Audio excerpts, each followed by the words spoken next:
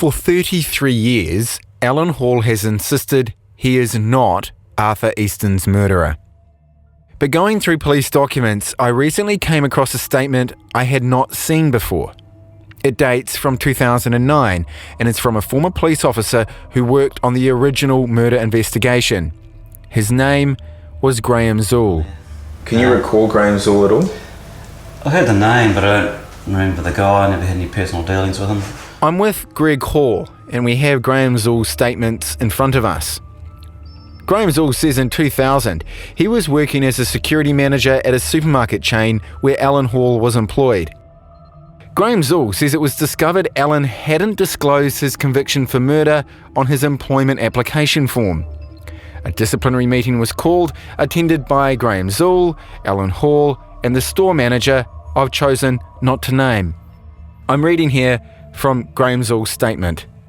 He says, "From there we went through a process of him admitting that he had not declared his convictions on the form. There was a comment made by Hall during the meeting that I still recall today, that he said words similar to, quote, 'I killed that guy but didn't admit it.' I left the meeting of the mind that Hall had said something to me that he had not said to anyone else." Now this statement I'm reading was given to police in 2009, a time when Alan's case was in the media and he was back in the community. Graham Zool told police he no longer had his written notes of the meeting.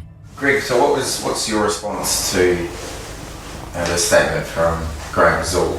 It's just a statement made from things he thinks he recollects hearing. He has no hard and fast evidence that it is true, what he heard. As he said, his notebooks were destroyed, so you got to question that straight away. It's been a red flag.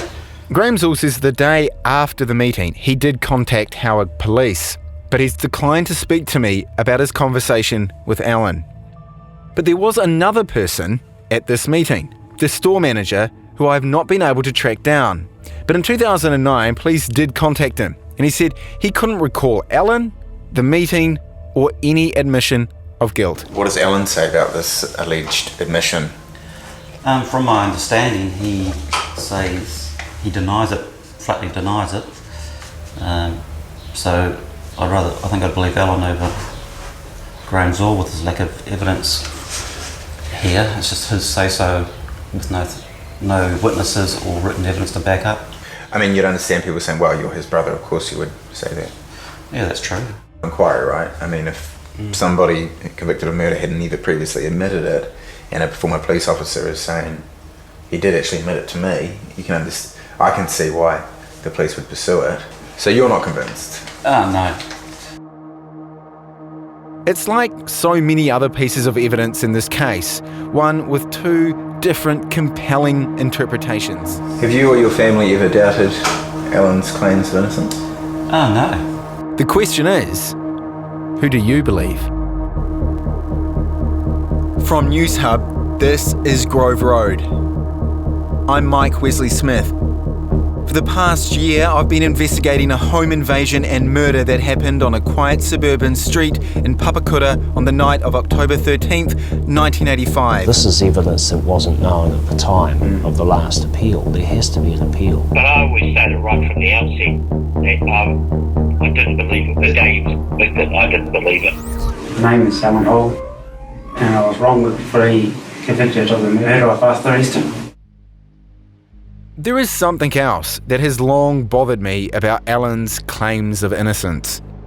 That is, if he didn't take the bayonet and hat to the murder scene, how did those items get there? Alan has always maintained that they were stolen out of his bedroom. Yeah, I think that was the one that got stolen out of my bedroom. Because I was living in the bedroom outside. Yeah. She did, Tom. So together with Jeff and Greg Hall, I went to visit Alan's bedroom at the old Hall residence in Pakeha. So this is where you were living on the night of the murder? That's correct, yeah. Right. This is where we all, through the back of the shed there's a shed down the back and there's a back room down there. That's where Alan and Greg slept. And right. Yeah, this was Mum's room.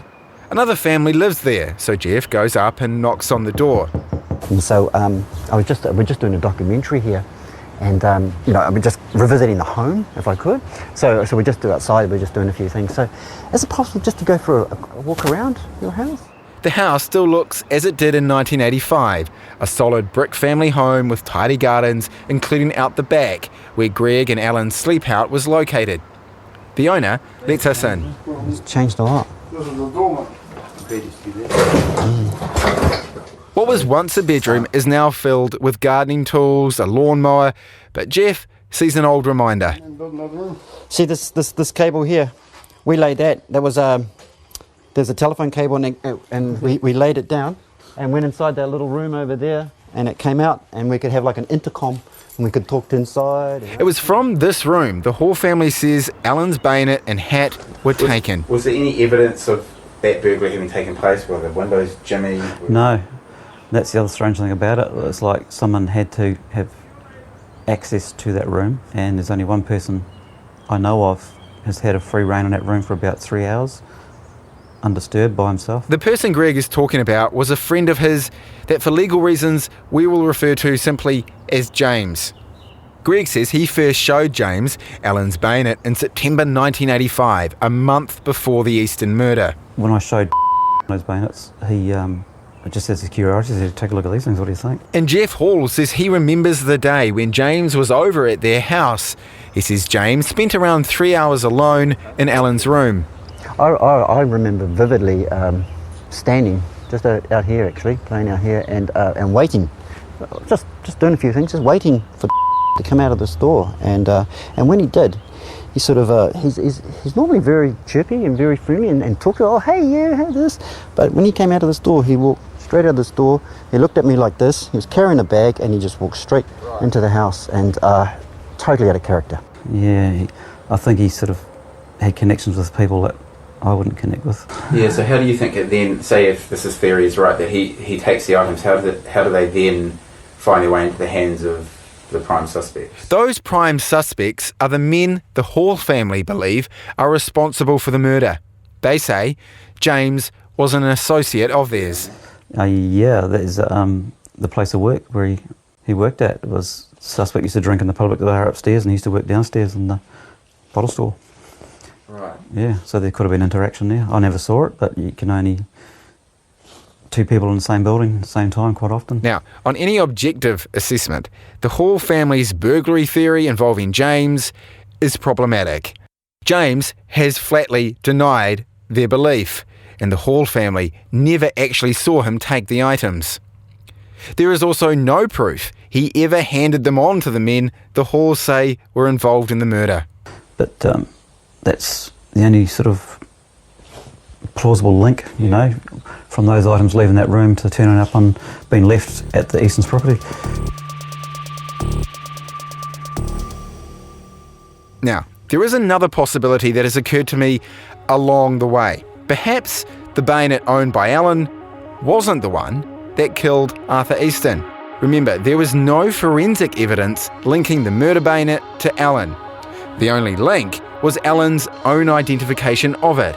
He said his bayonet had distinctive rust marks. So when you went and interviewed with the police, they showed you the bayonet and they record you as saying, that's mine. Yeah, and you said you were certain that it was yours. Yeah. Do you remember why you thought you were certain it was yours?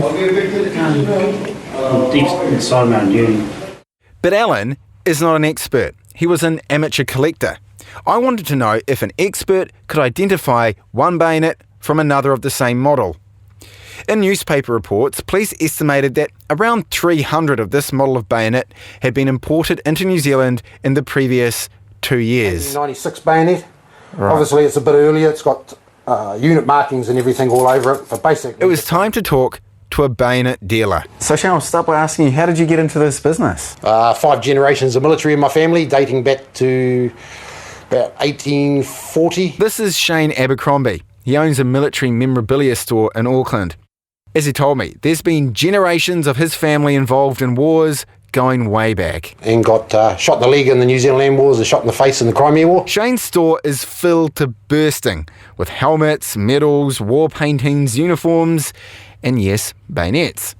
I had sent him pictures of the bayonet found at the murder scene. So in your experience of bayonets, would you be all that confident of the person identifying their own bayonet? Well, he can't identify it. He's not going to write down the serial number, so that person cannot identify that bayonet to say that it was his. Because when the police asked him, how can you be certain that's your bayonet? He said, it had the same rust marks around the blade and the handle. A lot of bayonets with rust marks, if they don't clean them and you touch them with your fingers, they rust. Yeah. So if you don't clean them and you don't look after them, they rust. Right. As simple as that. I checked with other bayonet dealers and collectors, including some in Sweden where the bayonet was made. I asked them the same question: how easy is it to tell these bayonets apart? And time and again, I was told that it's unlikely, even for a collector, to be able to distinguish between two bayonets of the same model. Here are some of the responses I've had from dealers and collectors read by actors. To be honest, I really don't think it would be possible to recognise it more than say, they look quite similar. Unless they're an extremely detail-oriented person, it's not likely. These things were mass-produced and generally have zero individuality. I doubt that I could positively identify most of my bayonets solely on sight. Sure, they're really rare or unique examples, but not most of them. And indeed, the retailer who sold the bayonets to Alan back in the 1980s was actually asked by Shirley Hall if he could identify the murder bayonet as being the one he sold to Alan. In October 1987, he wrote back, "As I stated in my evidence, we did not keep records of the serial numbers of the bayonets sold, and therefore could not confirm that the bayonet used in the crime was the one we sold to Alan." So let's say the bayonet found at the crime scene was not Alan's bayonet. Then, who else could it have come from? Well, reading through the trial transcript, I was provided with a clue. So Maggie, I was reading the evidence of the guy who sold the bayonet, and he was actually asked, did you sell any other bayonet to anyone else in Papakura? And he said, yes, I sold it to a Mr who lived at... So I went back through the police file, and I came across a job sheet, and there's a cop, and he records himself going to visit the address where the bayonet was sent. He is met there by a female resident who isn't identified, and he just records her as saying that no, she hadn't heard of anyone by that name living at the address, and so he then left. And then his job sheet records the fact that he just to check what she had told him was true, he checked the electoral roll. Unfortunately, it seems he checked under the wrong spelling of the name. Something similar, but not the same. And when I went back and looked at the electoral roll, indeed, you can see somebody by that name living at that address. So he was lied to. It's just odd that you have a police officer turn up at your address, ask if somebody who's recorded in the electoral roll is living there, and you say, I've never heard of that person. To this day, don't know where that bayonet ended up. And I can't find anywhere in the police file that they ever located it or established that the person had either been mistaken when they talked to the police officer or had, worst case scenario, lied to them.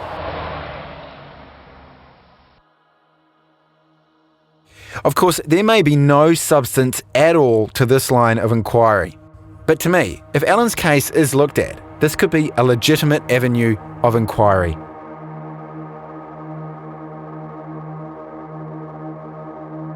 The next piece of evidence I want to look at is that of the pathologist who was called by the Crown to give evidence at trial. Having seen photographs of Arthur Easton's wounds, he said the following, read here by an actor.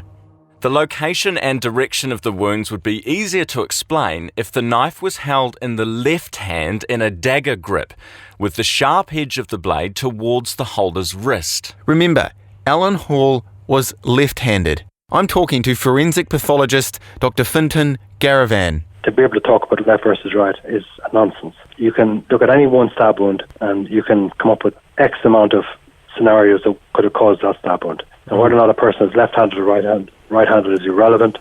And you don't know whether they're ambidextrous. You don't know whether or not their dominant hand was unavailable to them during the knife fight. Therefore, they used the other hand, vice versa. So you don't know. Dr. Garavan was also critical of the murder reconstruction. That was the reenactment that police did with the Easton boys in January 1986. As we've previously mentioned, before this exercise, Brendan was recorded as saying the offender had held the bayonet with his right hand. But after the reconstruction, he changed this belief to say the intruder held the bayonet in his left hand. I've never been asked to come witness a reenactment of a fight, because I wouldn't go. You may as well take me to the cinema to watch the movies. I would get more enjoyment out of it. It just would be a waste of my time. They're not done. And for the same reasons that I spoke earlier on when I told you about, that to do so would make so many assumptions that are based on cinematics. You're going back to this concept in your head that you know how a fight takes place because you've watched a couple of them on TV. That's not how it works in the real world. It really isn't. And to do that is to put forward a false premise, and you're asking people to accept it to be true when in actual fact it's false. Right. That's a type 1 error in science. You can't do that. It's misleading, and quite frankly, it's stupid. For a second opinion on the handedness of the murderer, I got in touch with Dr. Stephen Symes. He's a forensic anthropologist, again based in the United States. Dismemberments and sharp trauma, well, I'm way over 500. I don't know, probably between 500 and 1,000, I don't know. He's an expert in identifying remains and identifying injuries caused by sharp weapons like knives and bayonets. He's done a lot of cases, some pretty gruesome. I had my first dismemberment case in 1986, and the investigator said, "What do you got?" And I said, "I got this arm. It's been cut off." Like Dr. Garavan, Dr. Symes says he doesn't believe it's possible to determine the handedness of an offender simply by looking at wounds. It's not used. It's not worth a damn. It would be thrown out of court here. The only thing you know when you get the remains is where the tool enters and where it goes inside the body. I recently contacted the pathologist who gave the evidence that the offender was most likely left-handed. I asked him if he would give the same opinion today. I think that my statement for the court is perfectly reasonable, and the conclusion, re-handedness, was qualified by my comment on the grip. I would see no reason to make any change. So there you have it, another type of evidence that is contested.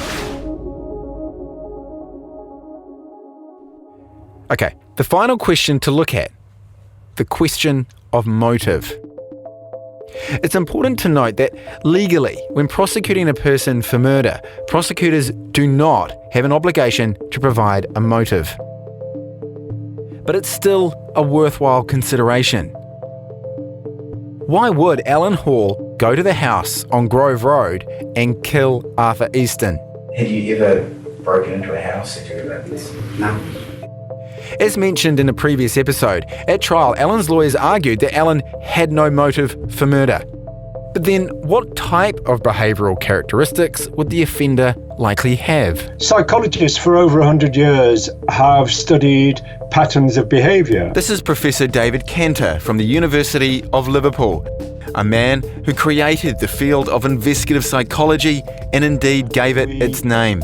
From that have revealed that there are all sorts of consistencies in what people do and how they do it. Professor Cantor has contributed to more than 100 police cases, including the investigation into the British serial killer John Duffy and the hunt for the New Zealand serial rapist Joseph Thompson. A serial rapist who carried out 50 sex attacks. Some of the detectives who worked on that case also worked on the Arthur Easton murder inquiry.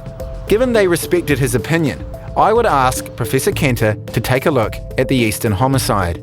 I would avoid trying to paint a picture of who would fit the type, because I think that can be very misleading. You've got somebody breaking into a house, carrying a weapon, being prepared to challenge the people in the house. I mean, I can only think of it being a first offence if it was some sort of vendetta, if it was somebody was angry with a member of the household and was trying to have some sort of revenge.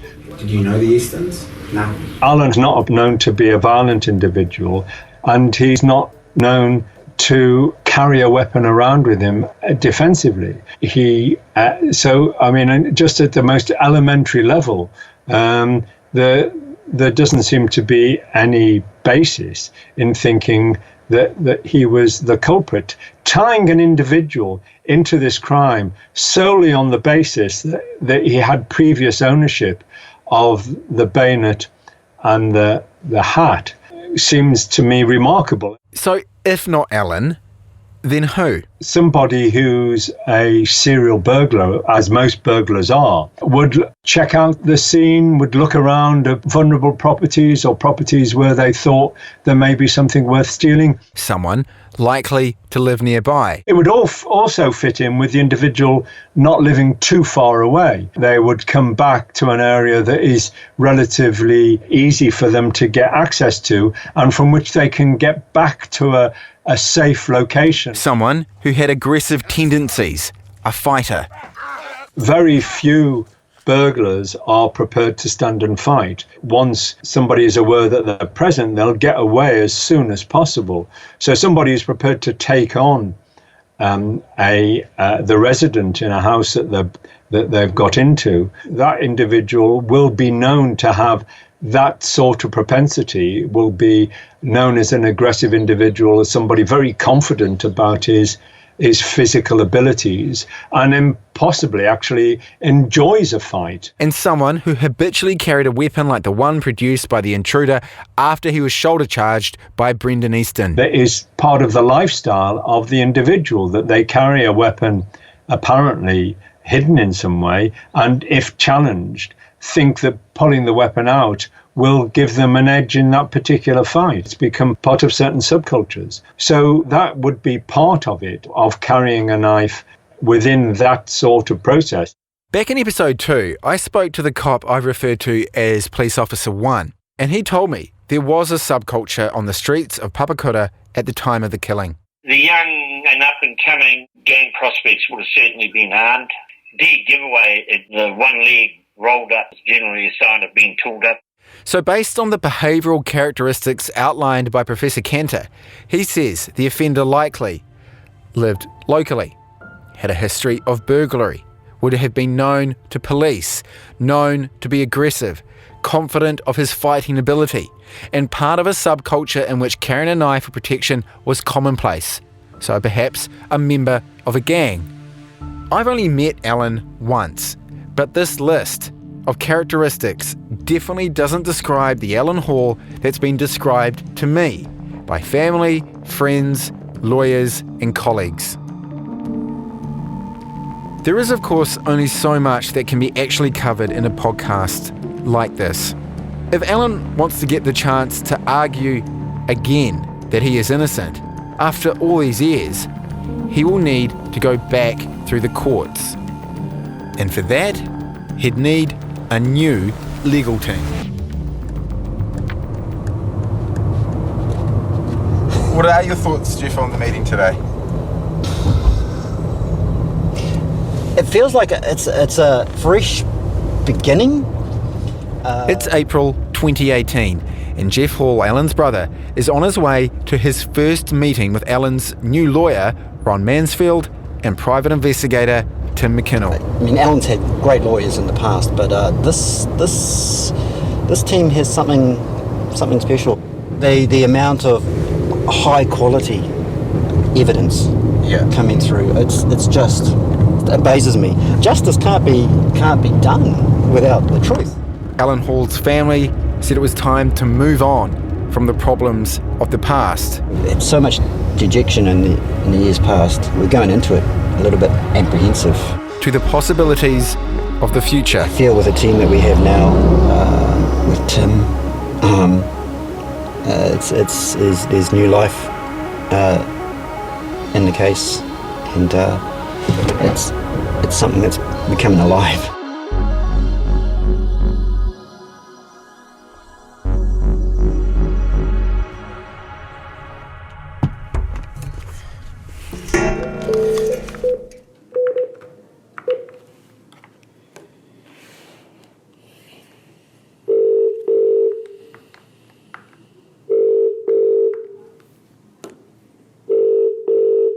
Hello. Hey Maggie, it's Mike. Hello. Do you remember that cop I spoke to, Gary Cunningham? Yeah, he was a policeman who got some information from an informant. He'd spent time inside. He'd met, told him that he had done it. Yeah, and he said it was ignored by his bosses. Right. Well, Maggie, Bruce Hesker says was one of the police's first prime suspects, and that's the guy that had convictions for violence and burglaries. So Mr is very much the centre of attention for a long time. And it appears he's a close fit for the description of the offender originally given by the Easton boys on the 111 call. Description of offender is a male Maori, approximately 18 years, 6 foot tall. And witness A. Wearing denim jeans, dark blue sweatshirt with a hood. Right, but he had an alibi, didn't he? He denied knowing anything. So that's what I thought, but I've just found a police property receipt dated from after Allen's appeal. That's October 1987.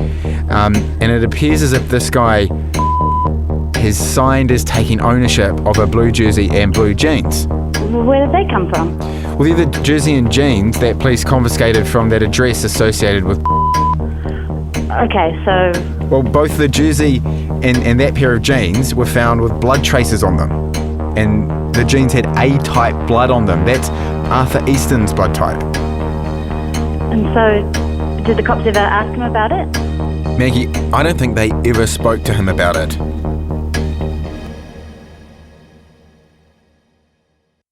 Grove Road was produced by Maggie Wicks. Audio production by Asher Bastian. Music by Asher Bastian and Grant Brody. Graphics were done by Kushal Bhatia, Vinay Ranchhood and James Brown, with help from Finn Hogan, Silka Wheel, Anand Heda, Tom Turton, Carrie Johnson, Melissa Davies, radio documentary maker Jenny Anderson, Michael Mora and Sam Farrell. To learn more about the case, go to newshub.co.nz/podcasts. If you have any questions or tips about the murder of Arthur Easton, please email us at groveroad@mediaworks.co.nz.